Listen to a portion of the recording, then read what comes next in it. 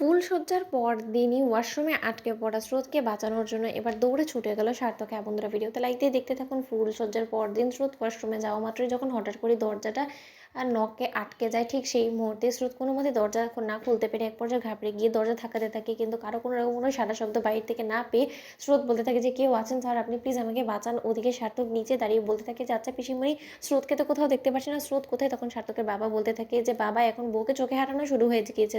হ্যাঁ সাহেবের, দেখেছিস তো, আমি বলেছিলাম না যে তুই ঠিকই মেয়েটাকে ভালোবেসে ফেলবি, কারণ ওর মতন মেয়েকে আর যাই হোক না কেন ভালো না বেশি থাকাই যায় না। তখন সার্থক বলতে থাকে যে ধুর বাবা, এই বাড়িতে তো স্রোতকে নিয়ে কোনো রকম কোনো প্রশ্ন করাটাই এখন বৃথা, তাকে যে প্রশ্ন করি না কেন সেই উল্টো আমার গায়ে পড়ে যায়, আমাকে নিয়ে হাসি ঠাট্টা করতে থাকে। আজকের পর থেকে আর কোনো রকম কোনো প্রশ্নই করবো না। ওদিকে কথা বলা মাত্র সার্থকের পিসিমণি বলতে থাকে যে আচ্ছা আয়েশা, একবার গিয়ে দেখতো স্রোত আসলেই কোথায়, কারণ ওকে তো সকাল থেকে আমি দেখতে পাচ্ছি না, আর ওকে কোন জায়গায় দেখতে না পাওয়া মানেই তো ও কোথাও হয়তো বা চলে গিয়েছে বলে আমার তো অন্তত মনে হয় না। কারণ আর যাই হোক না কেন, সার্থক যতই কথা শোনাক না কেন, মেয়েটা আমাদের কাউকে কোনো কিছু না বলে বাড়ি ছেড়ে চলে যাবে সেরকমটা তো নয়।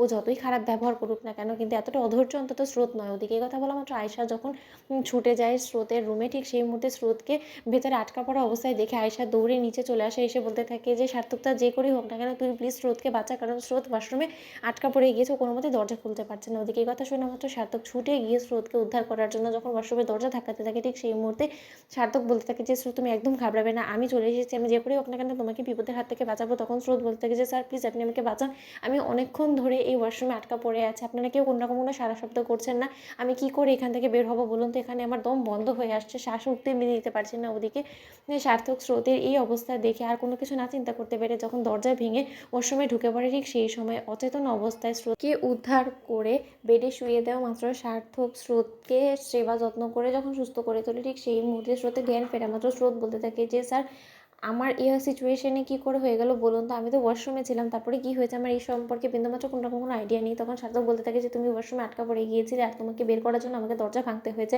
স্রোত, আসলে আমারই ভুল, আমার তোমাকে আসলে আগে থেকে জানানো উচিত ছিল যে এই ওয়াশরুমের দরজাটা খুব একটা ভালোভাবে কাজ করে না। তখন সার্থক বলতে থাকে যে I am really very sorry স্রোত, আজকে আমার কারণে তোমাকে এতটা ঝক্কি ঝামেলার মধ্যে পড়তে হলো। তখন স্রোত বলতে থাকে যে এই মা স্যার, আপনার কী ভুল বলুন তো, আসলে তো সাবধানতা আমার অবলম্বন করা উচিত ছিল, যেখানে কিনা আমি প্রথম ধাপেই দরজাটা লাগাতে পারিনি, সেখানে আমি জোর করে কেনই বা দরজাটা লাগাতে গেলাম, আর কেনই বা আমি নিজের বিপদ নিজে ডেকে আনলাম, সেটা তো আমার মাথায় ঢুকছে না।